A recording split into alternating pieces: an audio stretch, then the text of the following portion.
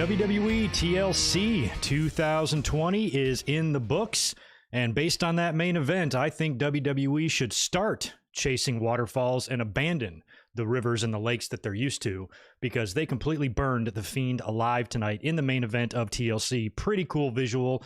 I'm assuming it was spliced and edited and all that stuff, but the Fiend's entire front of his body and face and outfit and everything was burned to a crisp. How do you like your Fiend? Do you like a medium well? Because I think he's at least medium well at this point.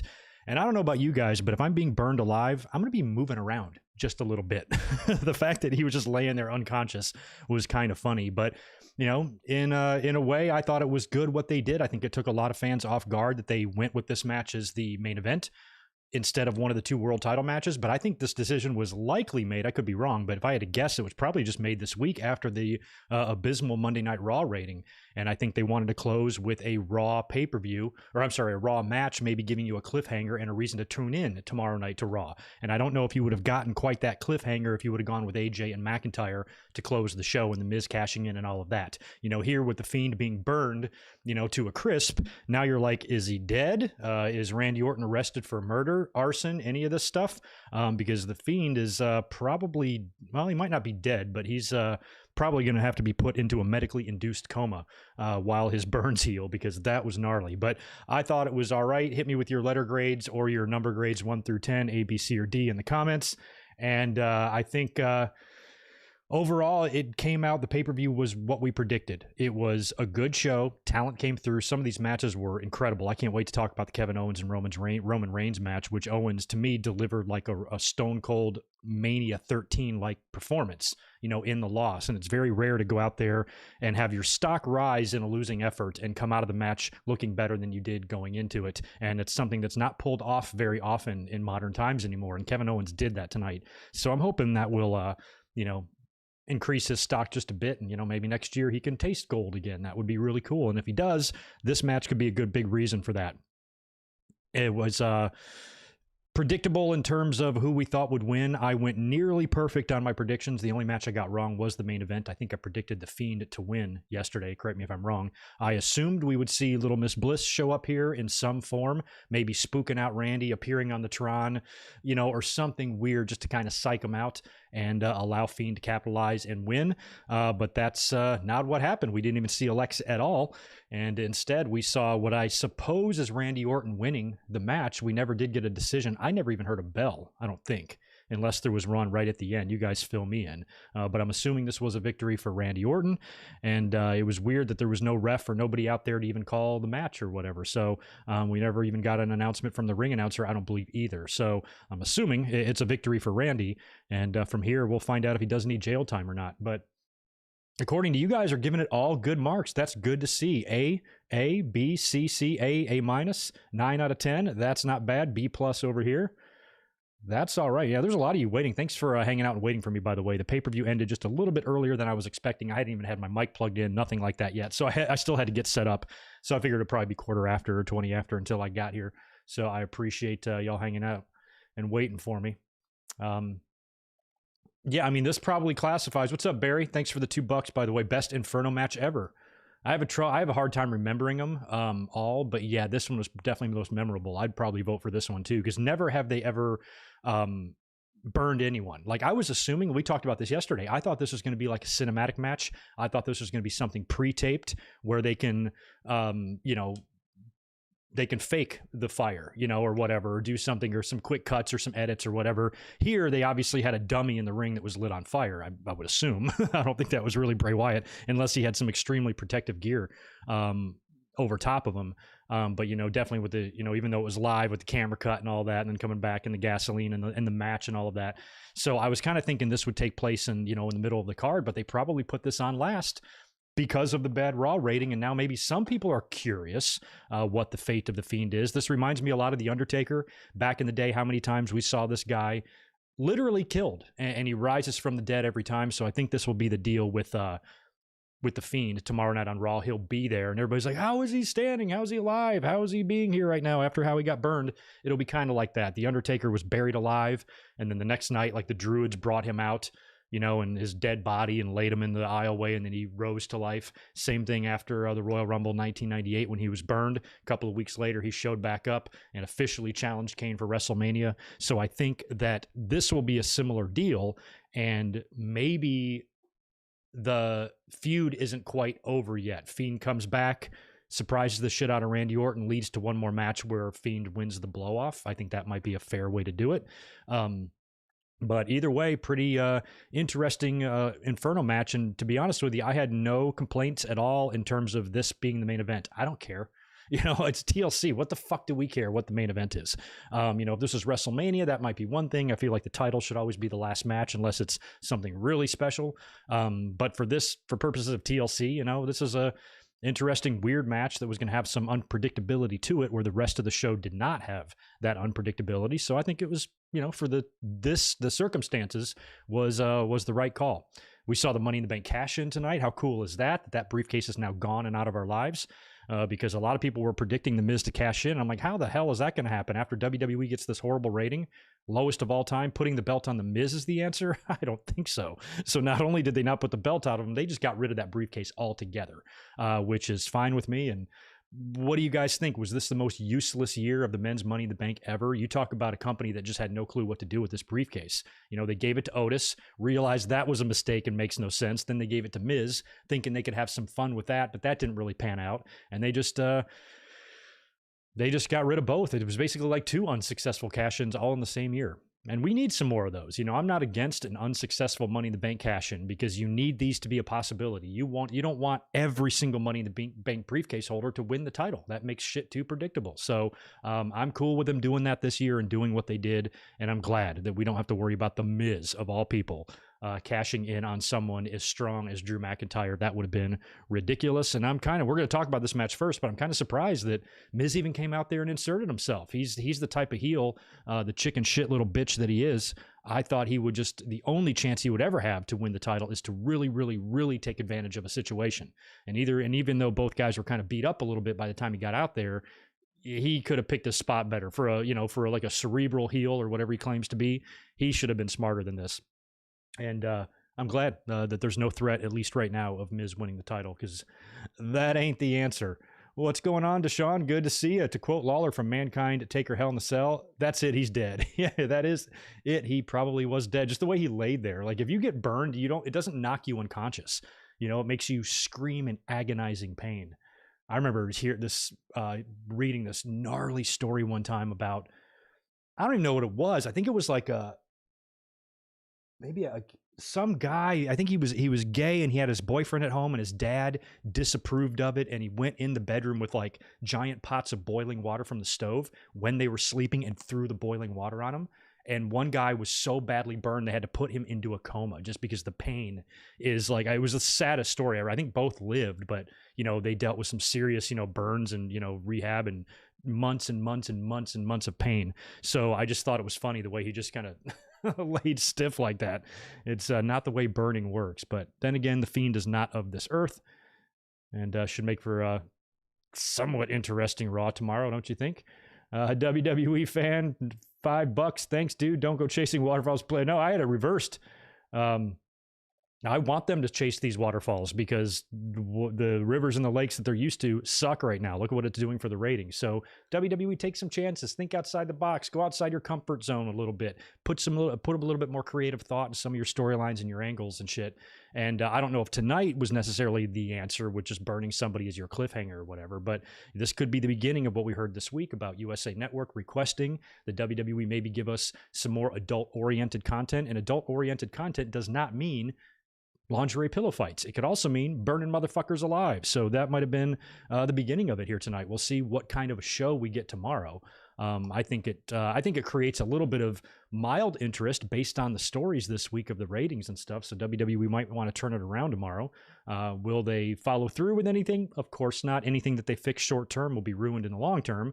But it could provide us with a decent Monday Night Raw tomorrow. So we'll see. And, based on what we're going to talk about here in a minute with Drew, I'm assuming he's probably going to be moving on to his next challenger as well, which could be anyone from Keith Lee to Braun Strowman to Sheamus.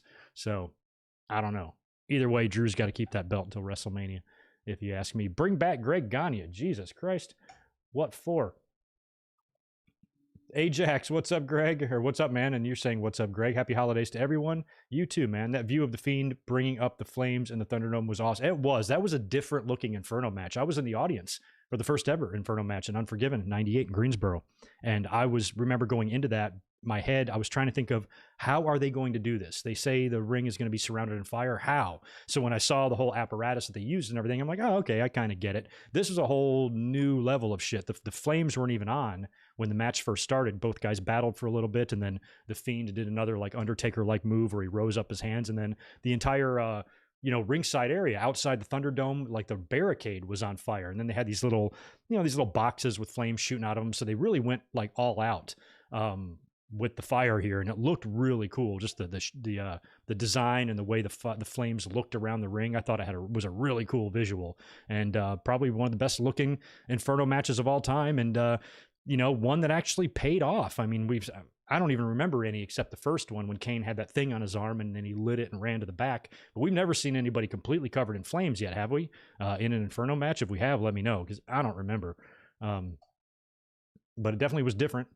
And it's one of the things that they are allowed to do in the Thunderdome is to, get a little bit wacky since you don't have a live audience there and you can pull some tricks, Got the announcement of the Royal Rumble tonight. January 31st will be the Rumble, and technically, I mean, the Thunderdome is going to stay where it's at. So technically the trend of keeping the Royal Rumble in baseball stadiums continues because they're at Tropicana Field now. So I think if they're going to have to stay in the Thunderdome, I would like for them to reconfigure the set and maybe do the entrance in the dugout, kind of like they did. I mean, I know there's no fans there, but, just change the set around to where you do the dugout thing and then the Thunderdome's around that. I think that would be a nice touch for the Royal Rumble and would give it a little bit of a feel of a different show and something that we haven't seen week after week after week. So, because right now the Raw, SmackDown, and pay-per-view sets are all the same. They're all the same. It's just the Tron and that's it. So at least for the Rumble, since they are at Tropicana Field, they got to kind of configure it the way it was in the last couple of Royal Rumbles. I think that would be spectacular. So we got the date on that, the 31st, and we'll see what happens. By the way, anybody that's in here in the chat right now, do me a big solid. Smash that thumbs up button for me, would you? Thank you to everybody that joined in for the podcast yesterday. We lost internet right in the middle of the podcast for about 30 seconds, and it came back up. But what sucked is it reset my view count. So like over half my views on yesterday's podcast are gone. But we had a minor hiccup yesterday during the predictions, which was funny. Did I miss any other super chats before we start really getting into the news here? Nikita, thank you very much as well for the $5. Happy holidays from Germany. Yeah, same to you, man, all the way from Germany. Stay healthy and safe. I hope you do too. And I hope whatever's going on in your country and how you're handling the COVID crisis, I hope it's going as well as possible for you, man.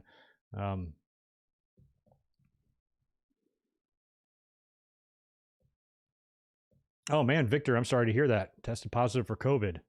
Thoughts are with you. I've seen so many varying, responses to this. People who get it and I follow on Twitter, it's like, the most miserable experience of their lives. And others is like, I didn't even notice anything. So I hope you're on the side of not noticing anything. And I hope your symptoms and you battling through this for the next week or so is as painless as possible for you, Victor. We're all thinking of you. Lion Scott, Royal Rumble is January 31st. They made that official announcement today. It's definitely, Richard Wells, I think this is the latest the Rumble's ever been held. It's never been held in February. So 31st is about as late as you can go. I'm sure if you look through history, there's probably been one that's fell on the 31st or maybe the 30th. But yeah, it's real late in the year, which is going to be even more annoying if they do the two pay-per-views, which they're fucking gonna. But when you have a Royal Rumble on January 20th or 31st, you do not need an Elimination Chamber and a Fastlane. That's fucking ridiculous. But we're probably going to get it, which means one of those pay-per-views are going to be probably 2 weeks apart. I bet you EC and Fastlane are 2 weeks max apart, maybe even 1 week, if they do the same pay-per-view schedule that they all do. But the good news here, even though you're going to have a couple of, back-to-back pay-per-views stacked on top of each other between now and then, we got a whole month, 5-6 weeks, which is also nice. So we have all the way until the end of next month before we even get another pay-per-view. That's not necessarily a bad thing. Let's build it and let's not rush anything and let's just have a good time. Do the best we can. Anyway. Oh, that's good to hear. Yeah, I mean, some people just random sicknesses, flus, or colds, you can feel worse. I've a few people I've worked with have gotten it and they were fine. I did hear about the can't taste the food thing, but other than that, they're like, I never felt like shit. I still had energy and things like that. So it just affects everybody different way. So good luck, man. Yeah, Stone Cold. That was still, I didn't know what I was watching. The Icons thing, the first look, I was getting ready for the stream here right when the show went off the air, and I still had the pay-per-view on the TV, and I just saw them talking about Lex Luger, and then they started talking about Beth Phoenix. I'm like, what the fuck? So is that what that is? It's an Icons, it's a new series, and this was the first look at that. I'm curious to see the Luger one. That just the little bit that I saw there was pretty good. So I'm super interested in that. Oh, thanks for that, Barry. Royal Rumble 2010 happened on the 31st. Okay. So yeah, there had to have been one. There's been 32 Royal Rumbles or 31 Royal Rumbles. One of them has got to fall on one of those days, you would think. Hey, Chris, good to see you, man. Appreciate the $10. Very generous. I agree with you. KO versus Roman had a Bret Austin type vibe, and KO really won me over as a top face. Side note, did you see the $600 stimulus got passed, which means I can have In and Out twice this week? Yeah, I saw that the stimulus was passed. Thank you very much, U.S. government. You are giving me 1/6 of my rent. Appreciate it. Yeah, at least it's fucking something, but so ridiculous. The cool thing about the Owens and Roman matches, it was just like Drew and AJ, I felt like was very, very predictable. I just don't think Roman's too strong, too much momentum. Randomly dropping the title here just wouldn't make much sense to me. He should be champ until WrestleMania, but man, did Kevin Owens, he had me rooting for him just because of the way he was fighting. It felt a lot like, or a similar vibe to what Austin did with Bret at WrestleMania 13. And, you know, when you can come out of a match after a loss looking better than you did going in, like I said, in 2020, that's not something you see very often. It's not something you see very often in the last, 10 or 15 years. You have to go way back to when shit like that was a little bit more of a norm. So Owens, hopefully, WWE, you never know, but hopefully this allowed his stock to rise a little bit, and they will start considering him for future world title runs in the future, because he's more than capable and more than good enough to do that. Oh, I didn't know that. Yokozuna will be the first episode. That might be even more interesting than Luger. Huh.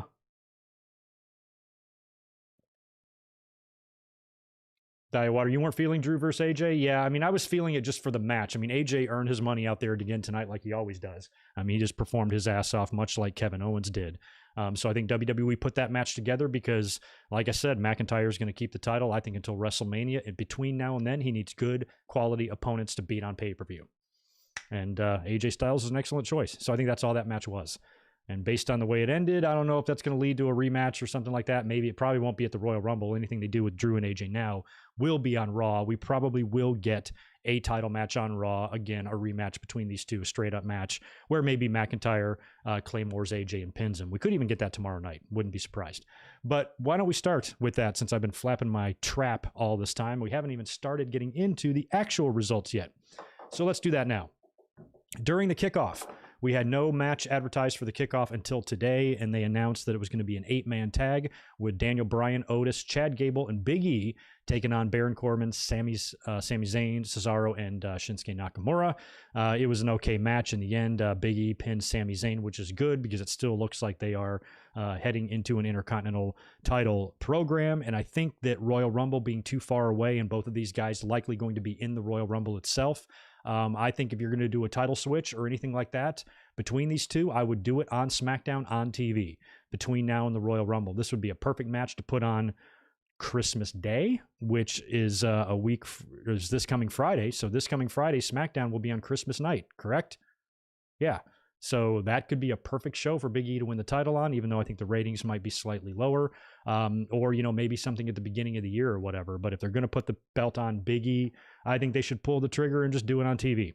We'll see. But they certainly set up for that tonight. And they had another little run in backstage later on in the show where Sami Zayn was messing around. They also did this big spoof on Tom Cruise where Sami Zayn some audio was leaked of Sami throwing a fit, and it was supposed to be a spoof on one of Tom Cruise's meltdowns or whatever. And of course, WWE had to let you know that. They can't just let the reference, sit there and let the fans who get it, and the ones who don't. They got to let you know about it. But even later on backstage, Sami's all mad, yelling at Kayla about posting pictures at her pool with her derriere hanging out, and he wants to know who leaked the audio. And then Big E shows up, and Big E got a little serious. He's like, keep playing with me, motherfucker. You're gonna see. So if they are headed for a showdown, as much as I love Sami Zayn, and I think he should be. I think you should move Hulk Hogan off the wrestling Mount Rushmore and put Sami Zayn on it.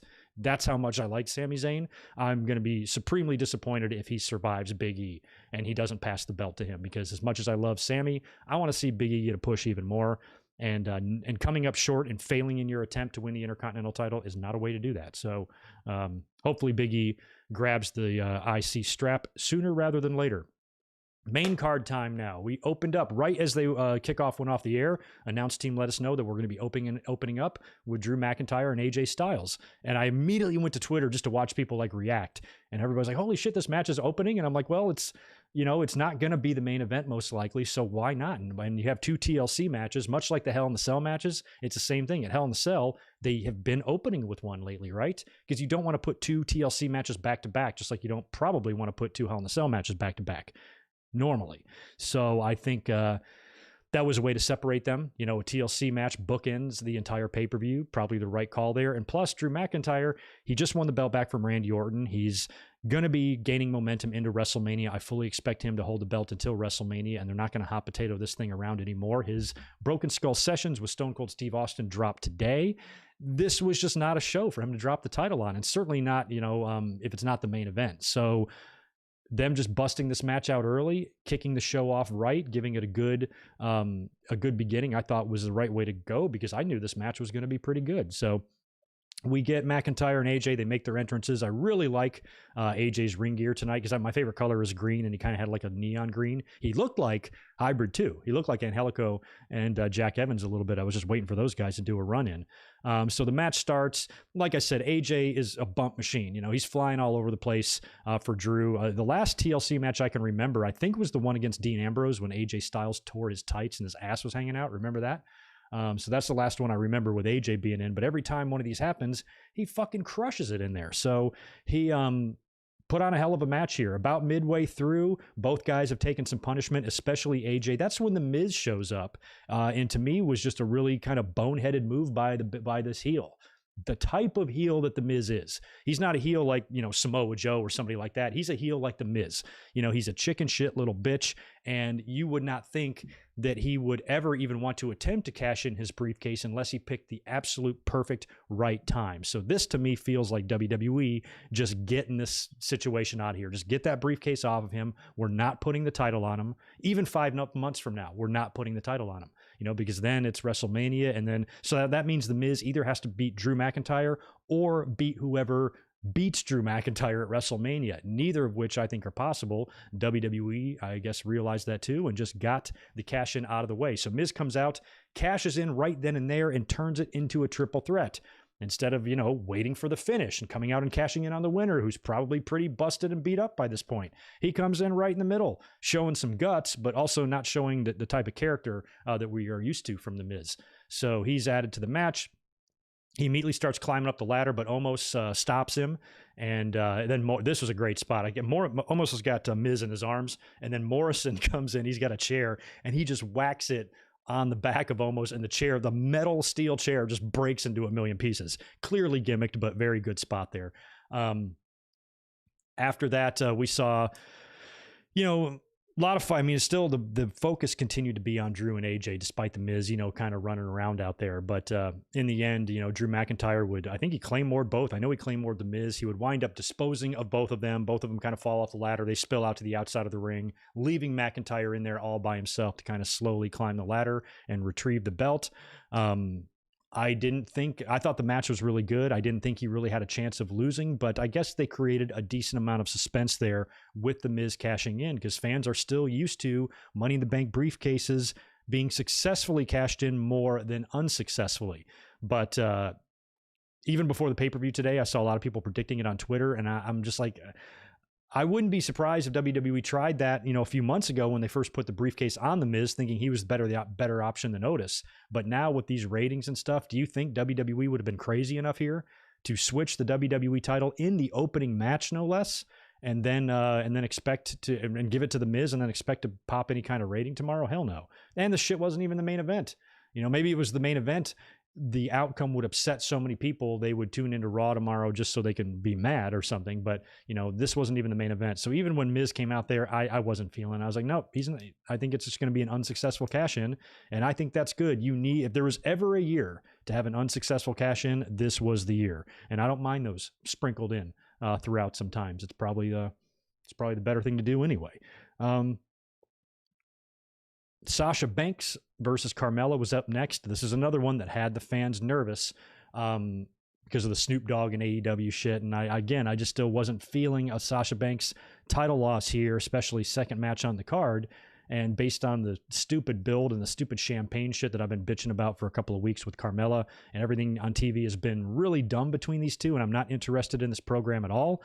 But this match was good. Like Carmela, you don't think of her in the Becky and the Sasha and the Bailey and the Charlotte, category. You think of her as, just somebody that's okay, in the ring, and sometimes can bust out a good match when she wants to. She's done this before, and she actually had a really good outing here versus Carmela. Really good stuff. In the end, Sasha tapped her out, but A for effort. Good job, Carmela. You actually provided me with an enjoyable match in a program and a feud that's done nothing to interest me at all whatsoever. So props to both. I enjoyed that match a lot.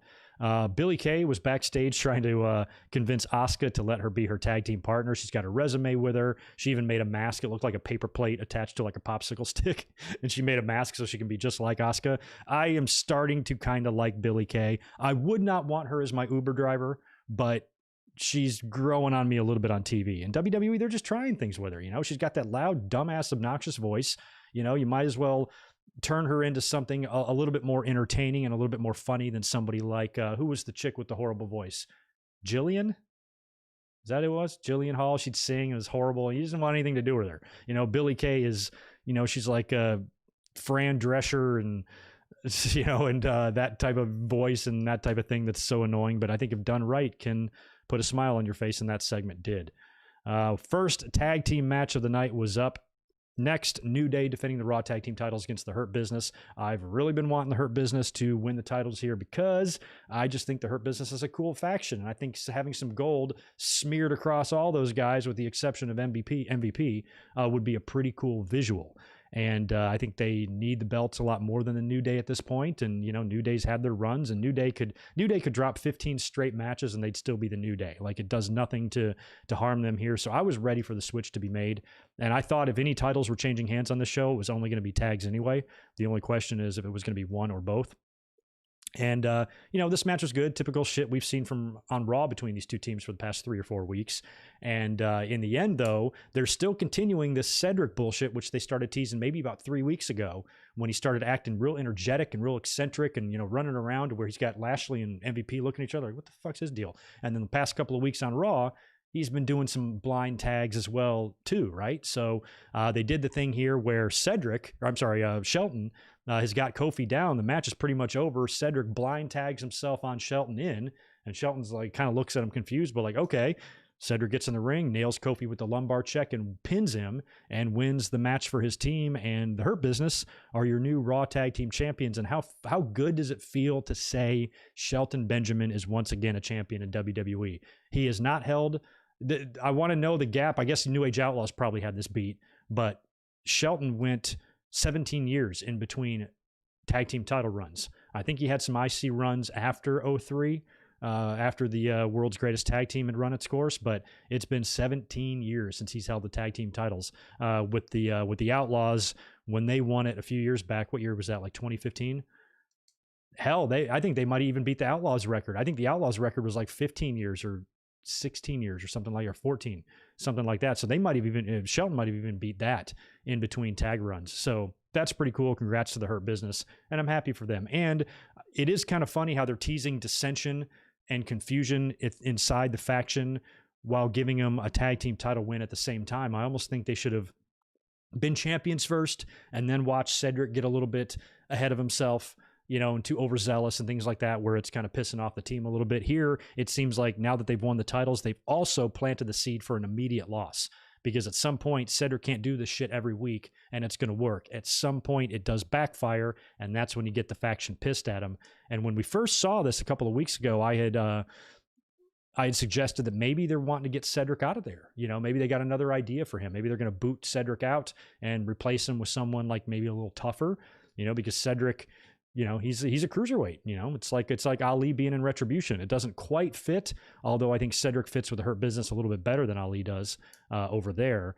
But in the end, I feel like they're setting the stage for his exit, you know, at some point for the Hurt Business, which if they have singles plans for Cedric, then I'm all for it. But this seems a bit early, and I want to see how long they can run with the Hurt Business. I'm just a big fan of the faction. Been one of the best things on Raw, despite the horrible booking, you know? So anyway, congrats Hurt Business, new champs, and congrats majorly to MVP. Oh man, Stone Cold, that would be interesting. Have MVP, US champ, then do Lashley versus Drew. I don't know how they'd get there. Well, I guess I could see Riddle beating Lashley and then MVP beating Riddle to get his hands on the US title and then do Lashley and Drew. I still think with Lashley, I've been saying this in the past few podcasts, I think Lashley is probably better served just to keep rolling, build the fuck out of his momentum, and don't wait until WrestleMania. Wait until SummerSlam. You know, just have him cruise through. Like, he's not going to hold the U.S. title until SummerSlam. I know I'm crazy for even suggesting that. WWE would never do that. But Lashley is a badass, and I see no reason why he can't just mow motherfuckers down all the way through the summer and just earn himself a title shot old school instead of coming out on Raw in the middle of July and saying, tonight on Raw, we're going to have 3 different triple threat matches. The winners of those triple threat matches will meet in a triple threat, and then the winner of that will have to win a pie eating contest, and then if he wins that, then he gets a title shot at SummerSlam. Like, no more of that shit. Build it the way it used to be. Set a guy on a path, set a guy on a trajectory, you know, and have him meet in the middle on a collision course with somebody else on the other side, like the champion. And if you have Bobby Lashley becoming, you know, your most dominant person on the roster, a title match is only likely, but WWE rushes everything, and any idea that I have for Bobby Lashley will probably happen way before SummerSlam. And I feel like Lashley could be like the first challenger for whoever comes out of WrestleMania with the title is probably what they'll do. But if it was up to me, I just keep building him, give him a title match at SummerSlam. And then we can talk about win or losing then, but at least, you know, build Lashley like wrestlers used to be built. It's not even much to ask, you know? It's not much to ask than to, just use a little logic. Come on, WWE. What's going on with y'all? Marcus Metcalf, welcome back, dude. This pay-per-view should have been called Armageddon. I would love that. We talked about that yesterday in the podcast. All the things that WWE could potentially do to improve their shit-ass fucking ratings. And there's no one thing you can do. There's no on-off switch. Things just can't be better tomorrow. It's going to take a ton of things to turn those ratings around. But one thing I think could be done in the short term is getting rid of the gimmick pay-per-views like TLC, like Hell in the Cell. Those things are in the way. Book a TLC and a Hell in a Cell match at SummerSlams or WrestleManias or wherever else. Whenever a feud or an angle, storyline, or issue calls for it, and you need a cell match, then book the fucking cell match. Don't wait until it's on the calendar. It's just so stupid. So I think in the short term, something like that could be done to help just with the booking flow and stuff like that. And if that's the case, then you need a name for a December pay-per-view, and I'd be totally down with them bringing back Armageddon. I'd love to see Unforgiven come back, No Mercy. Backlash is probably my favorite one of all of them.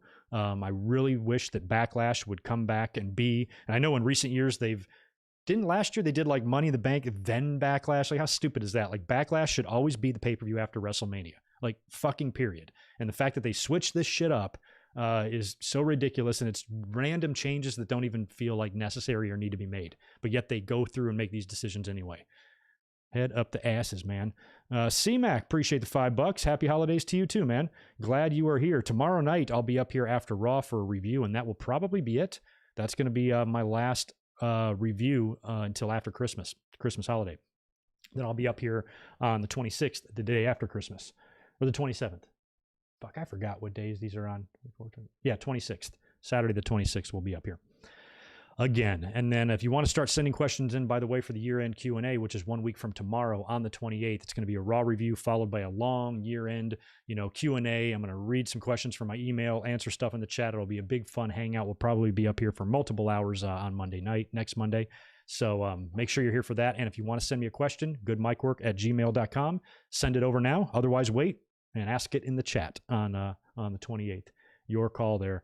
Chris, thanks for another $5, dude. I appreciate that. Did you see MVP won the Masters division at Worlds BJJ tournament. What the hell's a BJJ tournament?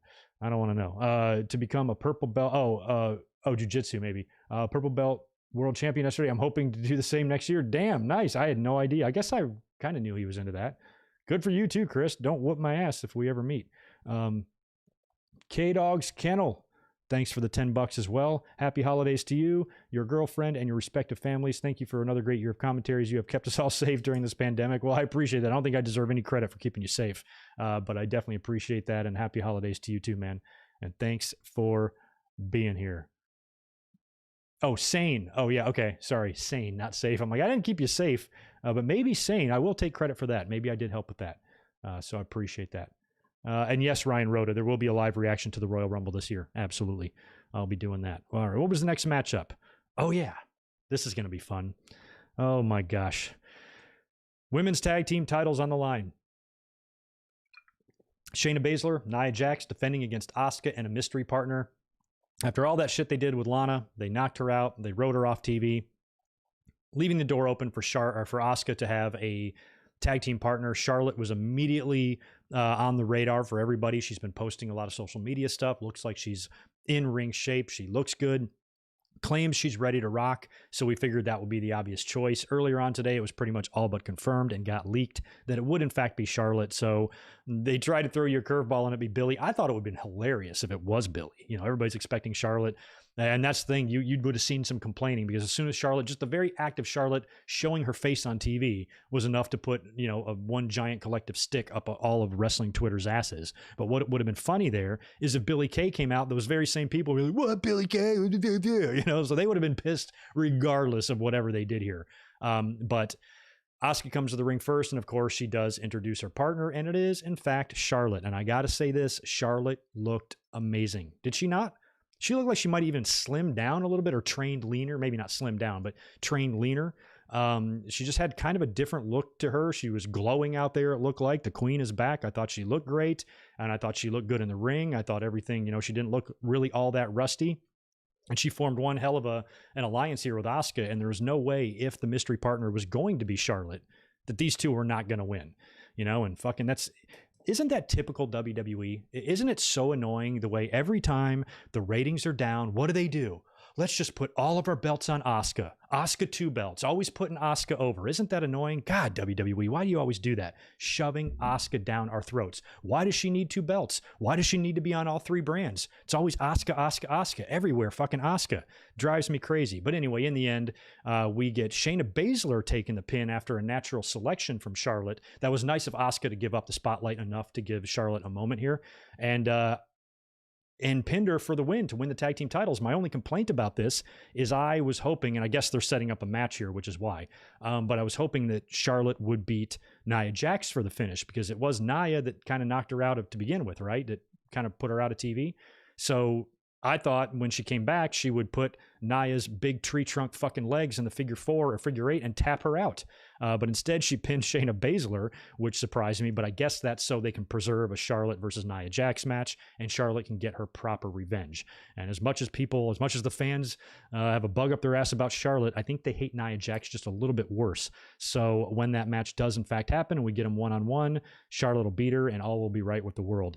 And I'm also hoping and assuming that the alliance between Shayna Baszler and Nia Jax is over as well now.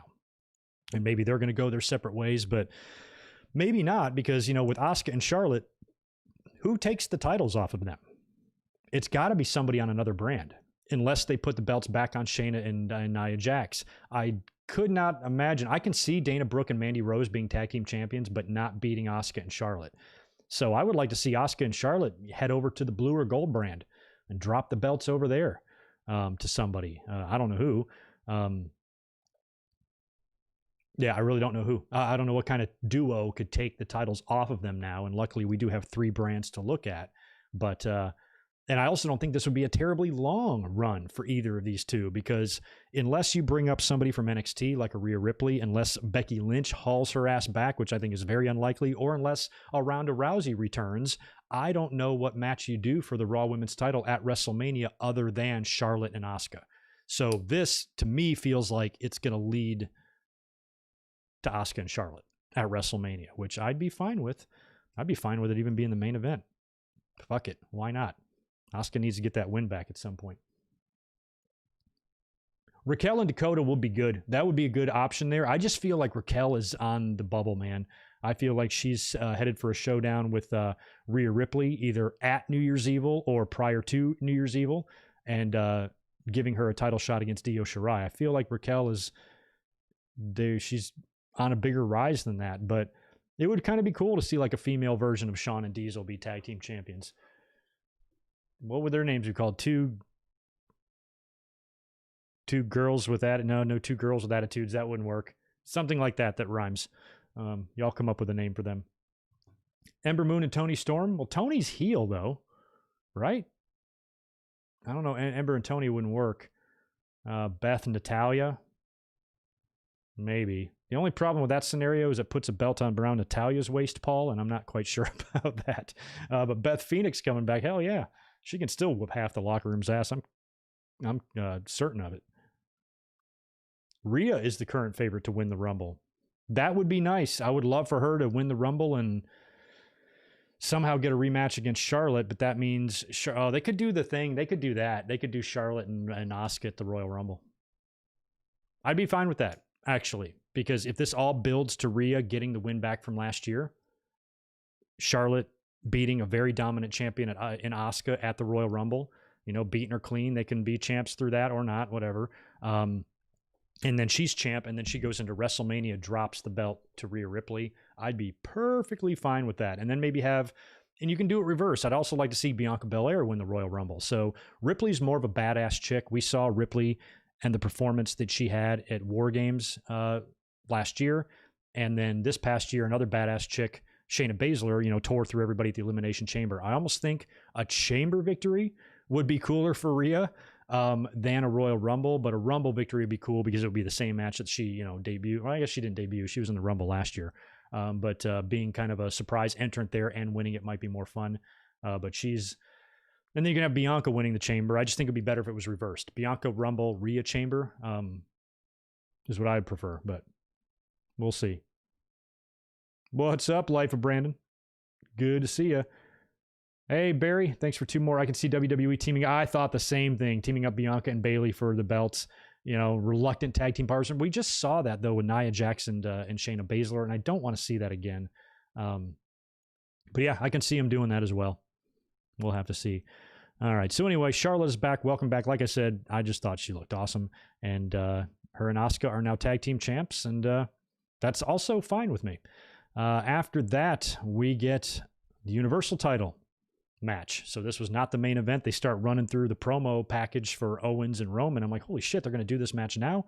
That's cool. So this match, I thought like the build was better than what Drew and AJ were doing. Everything they did on TV was spectacular. Last Friday night on SmackDown was really the only good parts of the show. The beginning and the ending there with everything Roman, Jay, and Kevin Owens related, I thought was great. And I said right from the minute this feud started, on night 1, I said Owens is the perfect opponent for Roman Reigns. I didn't even know it was going to be this good. I just thought Owens was going to provide a good, solid, quality opponent, a fearless opponent that doesn't take any shit. He's not scared of Roman. He's not scared of his head of the table crap. He's not going to fall in line. He's not going to back down. And Roman needs that type of guy to beat.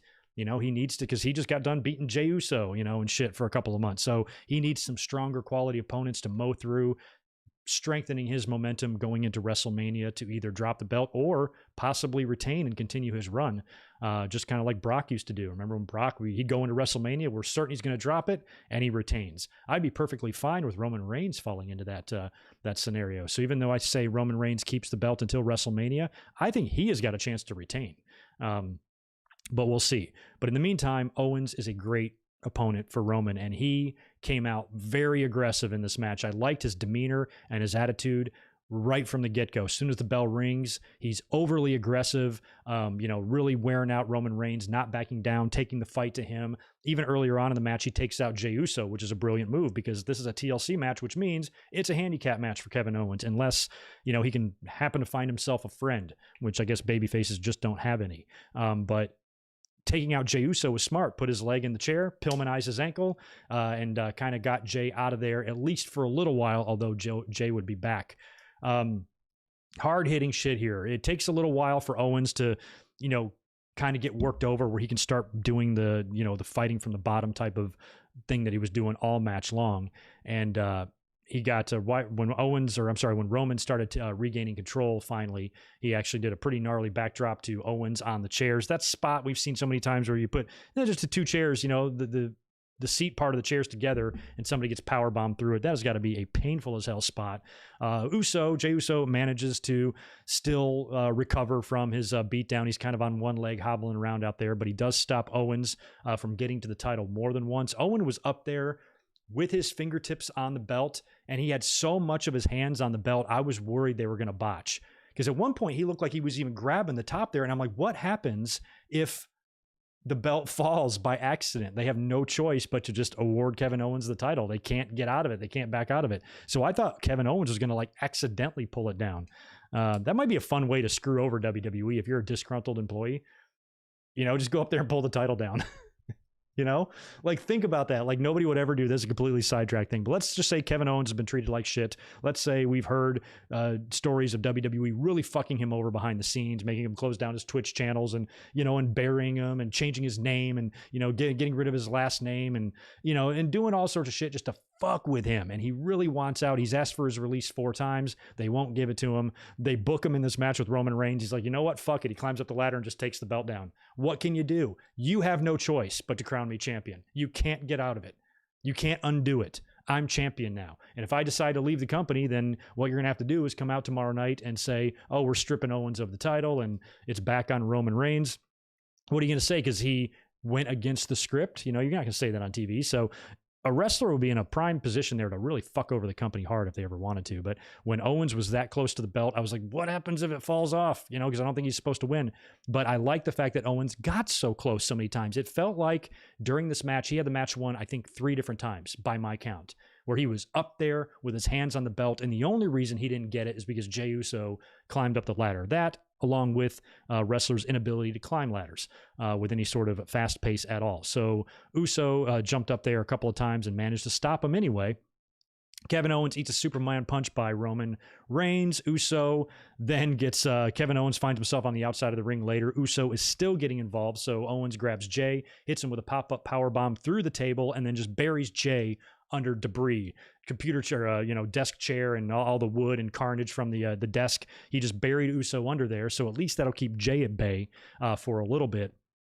But then in the ring, Roman gets a hold, or I'm sorry, they're still on the outside of the ring. Roman power bombs Owens on a table outside of the ring, so he's kind of dead. Owens still really starts to begin fighting around this point, just like dragging himself along the ground, just clawing his way, pulling him up as hard as he possibly can, pulling himself up hard as he possibly can. And after he gets in the ring, Roman is kind of like climbing up the ladder, and Owens, I think he just grabs a hold of like his foot, just kind of grabs a hold of his foot, and Roman's just laughing at him. He's like, this match is over. You know, this is very much like Brock. Brock would do this stuff. He would toy with opponents, laugh at them, you know, at their attempts to stop him. Only this time, Owens is putting up a hell of a lot more of a fight. So Roman is kind of laughing at him, and then he jumps down off the ladder. There's still a table kind of positioned in the corner, leaning up against the turnbuckle, that's just sitting there.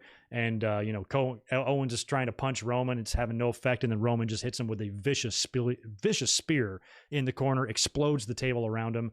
Owens just kind of slumps over. He rolls on the outside of the ring and is basically murdered. So this was great. Owens now is on the outside of the ring. Roman, instead of going up to retrieve the belt, he comes out there after him. You know, and to me, I thought that was kind of going to be the finish. I thought, Owens was going to literally fight until he couldn't fight anymore. But and when he rolled out of the ring, I'm like, well, Roman just got to run up and retrieve the belt now. But he didn't. He stayed out there and went to go deliver another spear on Kevin Owens through the barricade. Owens moves, and Roman smashes right through the barricade and fucks himself up good. So Owens, this is really when you started feeling that like Austin Mania 13 type of fighting spirit that Owens had. He's just like refusing to fucking die. He's not going to lose to this guy. He's not scared of him at all, just showing no fear, which I just loved. I just loved his demeanor and mentality through this whole thing. So Owens, after through the barricade, I guess he regains control. I didn't know if this was on the inside the ring or outside the ring. I think this was inside the ring. Roman goes through the barricade. Owens is now, he's starting to recover. Roman recovers from him, and then Owens hits Roman with a pop-up power bomb through the table. So you think he's really got a chance there, especially when he was climbing up. This is where he had his hands on the title again, and he was way ahead of Roman this time. Like the first couple of times he was up there, but Jay stopped him. This time, Roman goes through the table. Owens starts climbing up the ladder. He's all the way to the top before Roman really even moves, and he's got his hands on the belt. And then Roman comes up the other side of the ladder, but it still just looked like it was too late. Like if Owens really wanted to, he could just snatch the belt down, game over. But instead, Roman is up just high enough where he can poke his fist through the, through the gaps there and hit Kevin Owens with a low blow. And that's how it ended. It just ended with a straight low blow, no crazy table spot. And a lot of these TLC matches, a lot of guys just fall off the ladder over the top rope through a table, and that's the finish. They just did a simple low blow here. Just boom, punched him right in the dick. Owens goes down. Roman's all the way up there by himself, and all he has to do is grab the belt, which he does, and he retains. But I'll tell you, man, Owens put up a harder fight than I even thought he would. I knew Owens would be a great opponent. I knew Owens would be fearless. I knew Owens would take the fight to Roman, but I didn't expect him to have this match won 3 times. And that is what I actually really liked about this. I thought Owens did what AJ did. He provided Roman with a quality opponent to beat, but they went above and beyond here, especially with Owens and his performance, man. He's one of my guys in the company now. I just really thought he kicked ass tonight, fought his fucking balls off, and deserves a lot of credit for that effort. There's very few that are like that. You can find, matches like this in history. I mentioned the Steve Austin, Bret Hart WrestleMania 13 match, the Chris Benoit, Kurt Angle match from Royal Rumble in 2003 was another example of this, where, the loser came out looking quite awesome. And then Roman continued to look just as awesome as ever. I think, a case could be made for Roman giving Owens just a little bit too much. Roman is, was still Roman, and he's still an amazing character and stuff, but Owens had him beat. This was 2-on-1, and Owens still beat him. And it was only a fluke, really, and it took a low blow to get it done, that Roman escaped this match with the title. I thought we would see Jimmy Uso. I thought that would be in Roman's back pocket. I thought you knew Jay would be out there interfering, and Roman would have to fight him off, and I thought they would do a deal where Owens has got them both down. He thinks he's got a clear path to the title, and then Jimmy comes in and super kicks him off the ladder or something. Roman retains, and then Roman is celebrating with both the Usos. I thought it would be something like this, but Jimmy might not be totally healthy yet. I don't know what Jimmy's deal is. But all in all, would you guys consider that to be match of the night? What do you think? I would consider it match of the night. Kevin going back to NXT, I wouldn't be against it, but I don't know. Looks like, I'm assuming they're going to be on path for Balor to have a little bit more of a run here, likely retain over O'Reilly, and then maybe drop to Cross. Kevin Owens going back, though? I don't know. Maybe.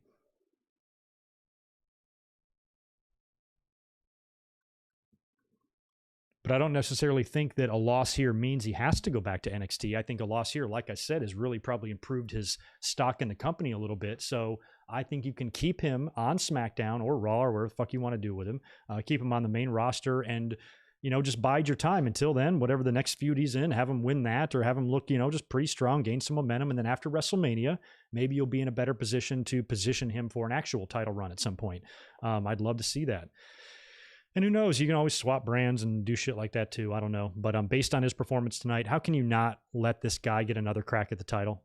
He didn't hold it for very long. He dropped it to Goldberg in 10 seconds. I feel like he needs another shot at it, before it's too late. So I'm hoping he gets it down the road. Yeah, match of the night, right? Certainly it was. Some of these other matches were good, but that was going to be a tough one to top. Drew and AJ was good, but it wasn't as good as that. And nothing else really was either, including the main event, which was interesting more than anything else. So that leaves us with the Firefly Inferno match. Randy Orton taking on The Fiend. I had no idea what... I said this yesterday. I didn't even know what the rules were. I thought it was going to be a cinematic match. I knew it was an Inferno match, so usually in those you have to light your opponent on fire to win, but they didn't really say that, so I didn't know how you won this at all. So... it was going to be like a normal Inferno match in the ring. It was nothing cinematic. It was nothing pre-taped, nothing off-site. All took place in the ring. Like I said, the match got underway at first. Randy Orton and The Fiend both did the right thing. They dressed heavily for this. Randy Orton was wrestling in a hoodie the whole time, and The Fiend had his whole deal on, even with the leather jacket and everything. He was fighting during all of this. And about, 2 or 3 minutes into the match, the Fiend raises his arms and the fire starts appearing on the outside of the ring, all around the barricade. It looked very cool. Really cool spots here and there, and this as well. The Fiend lit like a leather strap on fire at one point, was about to use that, even brought out a pickaxe that he was trying to use as a weapon, and a really good spot with the rocking chair. That a rocking chair out there, they had all these gas cans, so much flammable liquid out there. He gets a gas can and he douses the chair in gasoline and makes a little trail down the mat in gasoline, and then he gets Orton, beats him up, puts him in the chair, and then gets a lighter, a little Zippo, and drops it on the gas, and it starts going towards Randy, who's like in the chair. He sees the fire coming. He leaps out of the chair in time, and the whole chair is lit up in flames. That was a pretty cool spot as well. In the end, though, it was just a lot of brawling until they get on the outside of the ring, because unlike in normal Inferno matches where the fire surrounds the ring, this more surrounded the barricade. So we're on the outside there, and Randy Orton's getting, kind of pummeled into the, he's got his back up against the fire. He just basically reverses it and starts fighting back on the Fiend, and the Fiend's back just goes into the flames. He's got his leather jacket, and his entire back sets on fire, and part of his leg. And he's not even freaking out or trying to take his jacket off. He just gets in the ring. And I think Randy Orton then hits him with an RKO as he's on fire. And then the camera cuts away. They come back and the fire is out. So I don't know if they edited that in somehow, or if it was just, he was just supposed to briefly catch fire before it went out. But he lays there after that completely motionless, which I guess, none of this shit is really realistic. So you can't complain about it being realistic. But he was only burned on his jacket and his pants. That shouldn't make you go unconscious. People get burned worse than that on ridiculousness, and they get right up. There's always some college kid jumping into a fire pit on that show or something. They're fine, and that's their actual flesh. So I don't think what happened to him would have, that would have resulted in an unconscious reaction. He wouldn't just be laying there, but he was. And so Randy Orton, I think, then rolls him over, and now he's just spread eagle, making a goddamn snow angel in the mat. And Randy goes outside of the ring and grabs a gas can. And this is where I was like, oh, that's just water. I'm like, there's no way they're going to let, And so Orton is just dousing, dumping the gas all over the front of the Fiend. And then he gets a match. He gets a box of, they got matches, lighters. They got everything you need out there. There's something for everyone. It's a regular fucking 7-Eleven. He gets out this big box of matches, lights one, and it's just burning down the wick there, and he's just kind of holding it. And the announcers, of course, no, don't do it, Randy, don't do it. And I just thought for sure Alexa would show up. She'd show up on the Tron, because I thought the whole thing was to have the Fiend come back to life type of thing. So I thought as Randy Orton was lighting the match, Alexa would appear somewhere, distract him, Fiend would rise up, mandible claw Orton, and then maybe light him on fire and end the match that way. But instead, Orton actually does drop the match on the gasoline covered body of the Fiend, and he just erupts in flames. Completely goes up in flames. That was pretty cool. And he's just laying there, and that was the only thing. Like, it's a little bit unrealistic. Like, if I'm being burned alive, I'm going to be moving around just a little bit, just a little. I might be like, ooh, this is uncomfortable. Maybe I'm going to try to get it off. But instead, they try to play it off like the Fiend was unconscious and now he was burned. His face mask is burned. He was basically just melting into the mat. That, I think, and I'm assuming, was some sort of a Bray Wyatt dummy. Otherwise, he would have to have some serious protection over top of him if he actually was underneath all that stuff. But it was a pretty cool visual for the pay-per-view to go off the air with a burning body. So we'll see what that leads to tomorrow night on Raw. Like I said at the beginning of the podcast here, I'm assuming they went with this match last to give us some sort of a cliffhanger for tomorrow based on these shitty ratings they got last week. They got to do something to make people tune in tomorrow. So burning a human alive might be a good way to do that. So we'll tune in tomorrow to see what happens. If this, to me, based on what we've seen with supernatural gimmicks before, like The Undertaker, this story is already written. Wyatt is going to survive. Orton's going to be surprised. The announcers are going to say, how did he survive that? Didn't Seth Rollins electrocute him and shit? He survived that. So he's going to survive this. Undertaker was the same thing. He was burned in a casket. He was buried alive twice. And each and every time he rose up from the dead and, was fine in the end of it. You cannot kill what isn't dead. So I think Bray Wyatt will be just fine. We'll see if this maybe changes his character presentation a little bit. Maybe it's possible he'll he'll leave, like if the mask is charred, he'll continue to wear that, just wear the charred mask or whatever, or continue to wear the burned up stuff, or I don't know. I don't know if the scars are going to go through the mask. Like if we're going to see a Firefly Funhouse with Bray with like burn scars all over his face, maybe, I don't know. But this is what they did to try to get us to tune in tomorrow. I don't know if you guys give a shit or not, but we'll be here. We'll be here talking about it tomorrow night. Yeah, it was definitely a Fiend mannequin. Had to be. Yeah, he got an RKO. Randy hit him with I think he hit him with the RKO when he was still on fire. That was pretty cool. The first time he got caught on fire. I mean, what'd y'all think of the match anyway? It was a good Inferno match, right? Because Inferno matches are a little bit cheesy to begin with. They're just very hard, I think, to pull off and even make realistic. But this one was different than the ones we've seen before. And I thought it was pretty good. And it was cool, too. Like, another thing I liked that they did was when the Fiend got burned the first time and then Randy Orton hit him with the RKO. First of all, there was no, like, signal for the bell. They said point blank, the rules of this match is to light the opponent on fire. He did that, so he wins. I didn't hear a bell, no official announcement, nothing like that. So it felt like the match was still going on, like the Fiend could still rise up and put the mandible claw on him or something. And Randy Orton's got this look of remorse.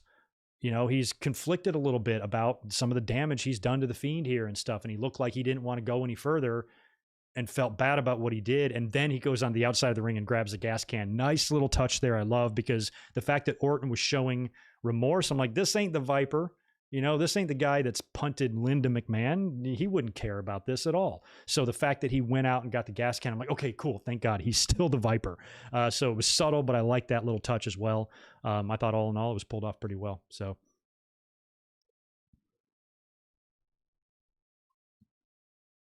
Gort is giving Reigns versus Owens 10 out of 10. I loved that match. 10 out of 10 is a pretty high score. I think the best I can do is 9, though. Yeah, I mean, oh yeah, that's right. You got to add Royal Rumble 1994 into that too, because, but that wasn't like a true death. All he was done, he just got shoved in a box. But then he levitated and did the supernatural thing. But he has suffered some worse fates, like being buried and burned alive, and came back from both of those. Being stuffed in a box really isn't, that's not really life-threatening. The find is die. I agree. I think I know what you mean. I don't know, Michael Campbell, if we're going to get a ratings boost after tonight or not. I think that was WWE's intent here. I think that's why we closed with this match instead of Roman and Owens. And they wanted to give us a cliffhanger for tomorrow night. And burning somebody alive, I think, definitely qualifies as a cliffhanger. Is Ronda ever coming back? I don't know. Let me text her. Let me see. R. Rousey. Roethlisberger. No, I'm not calling him Rousey. There we go. Rousey. Girl, are you coming back? Send. All right. I've just asked her, Stone Cold. I'll get back to you with whatever she says.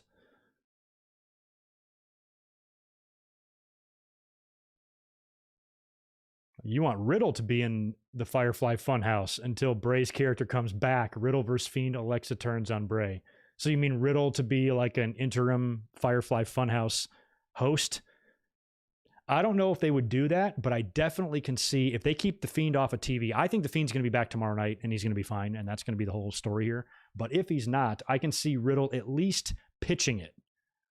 He goes, since Bray Wyatt is extra crispy, maybe I should be the new, and the bro house, the Firefly bro house or something like that. What do you think about me hosting the bro house until the Fiend comes back? I could see him pitching it. Them actually doing it, I don't know, but pitching it for sure. I thought the Undertaker levitation was Marty Jannetty. What, you mean like the silhouette going up? I think it was more of I don't know if it was an actual person going up there or not. Maybe it was. I just assumed it was another mannequin or something rising up. Because if you're not going to see the person, there's no reason to risk and put a real person up there. But maybe they did. And it was tough to see at the Royal Rumble too. Like you couldn't see it. It was like the smoke and the fog effects and stuff. And he's rising up. You couldn't see him. through there. It was just very faint. You could kind of see a silhouette of a person, but not really. So if they actually put a real human being up there, that was crazy. They didn't need to do that. Yeah, Riddle got his carrot signed by Rabble Rabbit next week. So at least that's what I'm saying, Ryan. There's a reason for him to pitch it. I just don't know if there's a reason for WWE to do it. And plus, who makes that type of decision? Who does Adam Pearce decide who's going to host the Funhouse? I don't know if it really works that way. I think Riddle would just have to show up there or knock on the door or whatever. Might be funny. He needs to pitch it to somebody, though. Maybe Alexa, or maybe Alexa is walking around backstage distraught. And he, oh, Alexa, I know you're very sad, but maybe I should just host the Funhouse from now on, and then she can completely ignore him or give him a weird look or whatever and walk away. We'll see.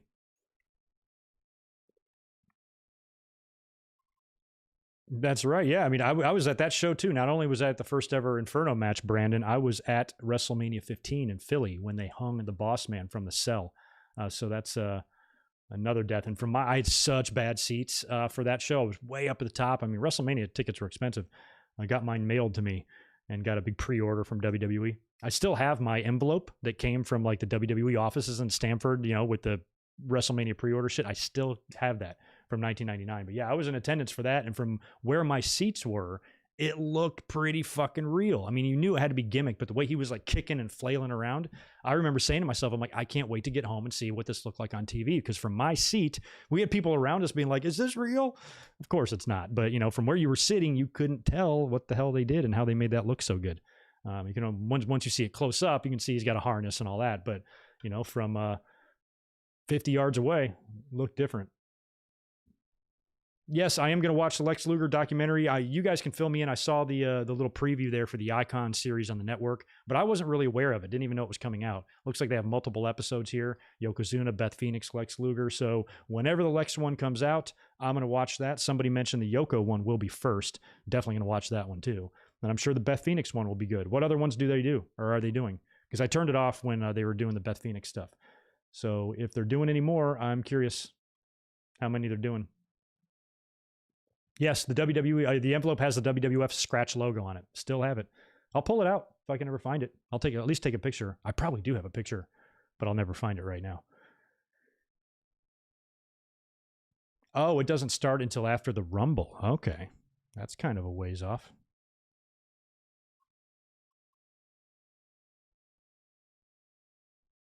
Oh, man, Brandon. Yeah, that one in Atlanta. I was living in North Carolina at the time. I thought about making the trip, but it wasn't a very good card, man. It was kind of bad. I ain't going to lie. That was not one of my favorite WrestleManias. I really did like the Triple H and Undertaker match, but other than that, I think Punk and Orton was somewhat good too. But in terms of it being like a memorable WrestleMania, not much. Oh, RVD. Thank you. That's interesting. The RVD episode will be good. They've got him on there. They interviewed him and everything. I know Lex was on there.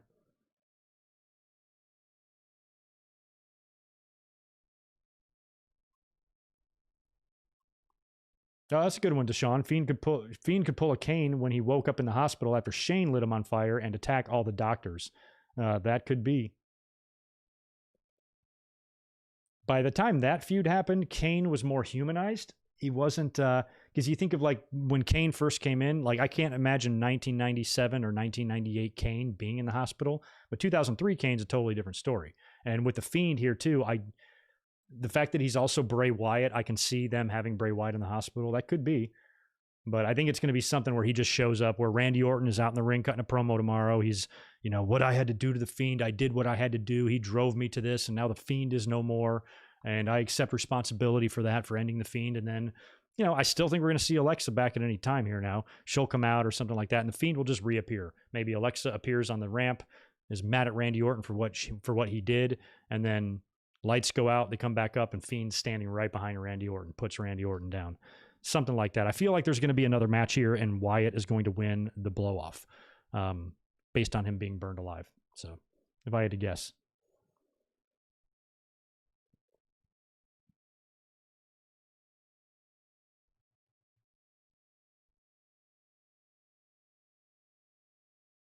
Oh, they were. Kane and Paul were in the hospital in 1998 for a DNA test. Well, DNA test I can see. He can go to the hospital, but I don't think like a character like Kane needs to be in the hospital for treatment of any injuries. DNA test. That was one of the dumber things, like the twists and turns in the Kane and Undertaker storyline. I think the dumbest one they did was making Paul Bearer his dad. You know, it's just like, is it, none of it made sense. Paul Bearer didn't even come into the picture until, you know, Taker was already being managed by Brother Love, and he came in. There was no talk about how Paul Bearer had a connection to him and his past and his family and all that. So the fact that they just kind of made that up, I was in attendance for that too. It might have been the same show. It was the show. It was either leading up to that or it was after the announcement, or maybe the week after the announcement. It was in, I think it was in Virginia. It was Monday Night Raw, and up on the Tron, I'm in my seat and I'm watching a backstage sit down like promo with Jerry Lawler and Paul Bearer, where Lawler is like using all these sexual innuendos. Did you slip her the salami? Did you take the skin boat to Tuna Town? And all these different things. I remember Lawler just making a big deal about that, about Paul Bearer banging the Undertaker and Kane's mom. So that was kind of funny, but I don't think they should have done the Paul Bearer as his dad. It was an unnecessary addition to the storyline that didn't need it. It was dumb enough already. I mean, they brought the caskets with the dead bodies of the Undertaker's parents, and Undertaker got choke slammed into the coffin with his mom's bones in it. That's about as crazy it needs to get.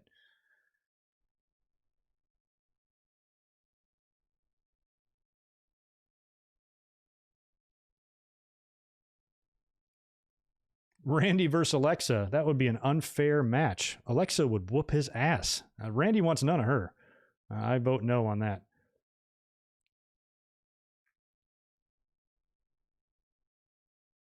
Kane was in the psych ward. Well, I can see that too.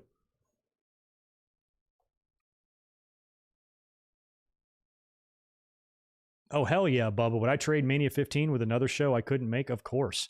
But there's 100 shows that I would have preferred to see other than WrestleMania. I would have rather been in attendance the very next month for Backlash when Austin and Rock had the rematch. That was good. And that was in the beginning of the ministry stuff. That was around the time of the burning teddy bear and shit. That was all good stuff.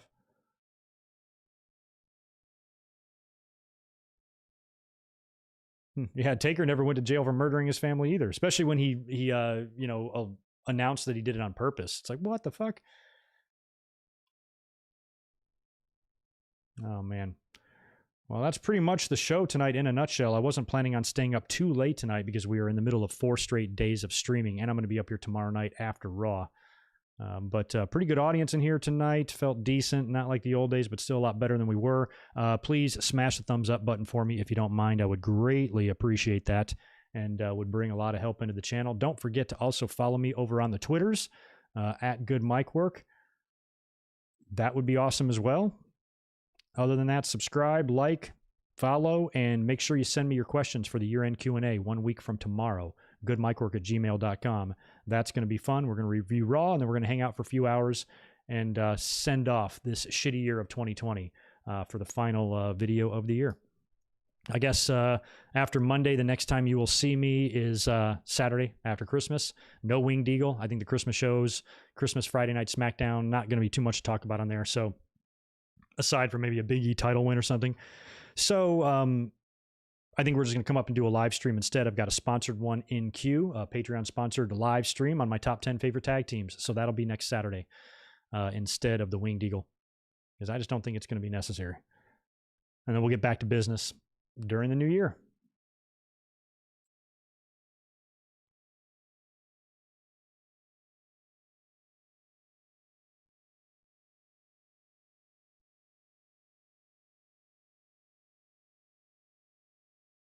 It's not real. Robbie, are you sure? Are you sure it's not real? If wrestling's not real, then how do you explain the Fiend being burned? I don't know. We got a guy in the chat here that thinks wrestling is fake, y'all. Oh my God. What a dummy. I'm kidding. Do I think RVD is coming back? I don't know. Getting back in the ring? Probably not. Not for any sort of run. He can come back for an attraction match. He came back back in 2012, didn't he? For a small run or something like that. I'll never forget the first night he came back and he did the 5-star frog splash. And then during the replay, Michael Cole goes, "King, does anybody get any higher?" One of the only funny things I think Cole's ever said. But the fact that they worked with him here, maybe he'll come in just to make an appearance or something, or a random. I don't want to see him coming in with a run and winning any championships. Maybe coming in for a little, specialty throwback match. I ain't got no problem with that. Maybe RVD versus Matt Riddle. That would be good, would it not?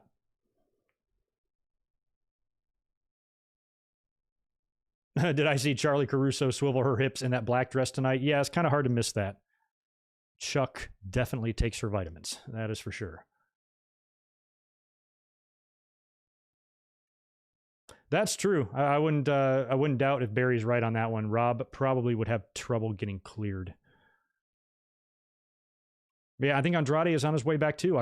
We read the reports this week that they might be teaming up him and Charlotte together as an on-screen pair. I don't think that's going to be immediate because now Charlotte is one half of the tag team champions, but that could be coming down the line. Not necessarily against it on the surface, just depends on how it's done and pulled off. We'll see. All right. All right, that should wrap up business for us then. I think I'm going to go ahead and get out of here now instead of wasting time because I got some stuff to do tonight. And like I said, I'm going to be back up here in 24 hours from now for your Monday Night Raw review. So thank you for hanging out with me again this evening. It was a lot of fun. I appreciate it. I hope you guys can join me tomorrow night as well. And thanks for helping me make this a really fun weekend of wrestling. I had a good time. Friday night was fun. We stayed up here and drank the Stone Cold IPA and opened up the WCW trading cards. That video is on my channel if you want to check it out. Yesterday, we had a very interesting and different type of podcast where we ranted on the WWE's ratings, ways to potentially fix things, and we predicted tonight's pay-per-view. And here we just did a review. So it's been a lot of streaming and a lot of fun hanging out with y'all this weekend. I definitely appreciate it. Can't think of a better way to close out the year than chilling with y'all. Oh, How Weezy, last minute super chat coming in. Y'all say hi to How Weezy. He's one of our best loyal subscribers and followers. I will be in the Thunderdome on Christmas Day. Tape on the 22nd according to email. Cool. All right, so they're taping. Yeah, that's another reason why I don't want to do a wing deal next week. It's, the show's going to be in the can. We'll read the spoilers and shit like that. But that's cool, How Weezy. Good luck. I will look for you.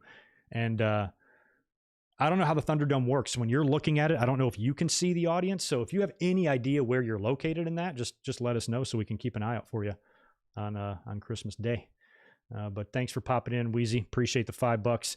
And I want to thank you guys again for hanging out tonight. It was a lot of fun. You guys have a good rest